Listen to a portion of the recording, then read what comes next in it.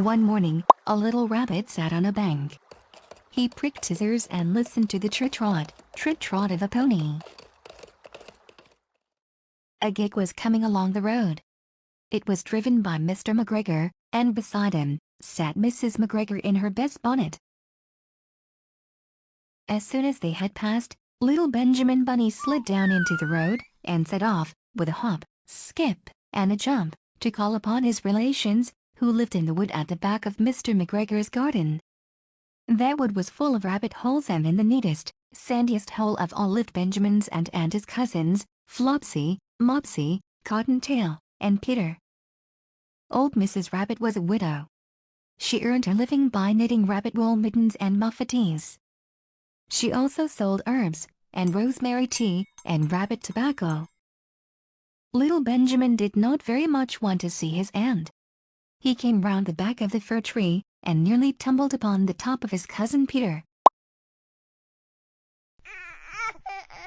Peter was sitting by himself. He looked pearly, and was dressed in a red cotton pocket handkerchief. Peter, who's got your clothes?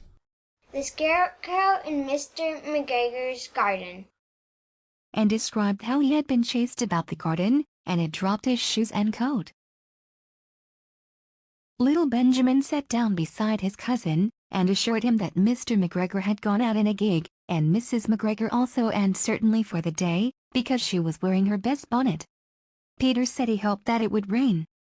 At this point, old Mrs. Rabbit's voice was heard inside the rabbit hole, calling, Cottontail, Cottontail, fetch some more chamomile. Peter said he thought he might feel better if he went for a walk. They went away hand in hand, and got upon the flat top of the wall, at the bottom of the wood. From here, they looked down into Mr. McGregor's garden. Peter's coat and shoes were plainly to be seen upon the scarecrow, topped with an old-time enchanter of Mr. McGregor's. It spoils people's clothes to squeeze under a gate. The proper way to get in is to climb down a pear tree.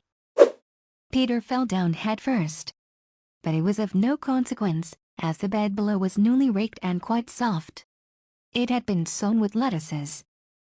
They left a great many odd little footmarks all over the bed, especially little Benjamin, who was wearing clogs.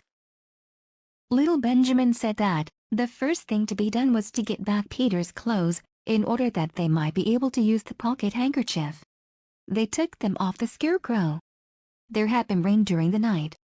There was water in the shoes, and the coat was somewhat shrunk. Benjamin tried on the tam o' shanter, but it was too big for him. Then he suggested that they should fill the pocket handkerchief with onions, as a little present for his aunt. Peter did not seem to be enjoying himself.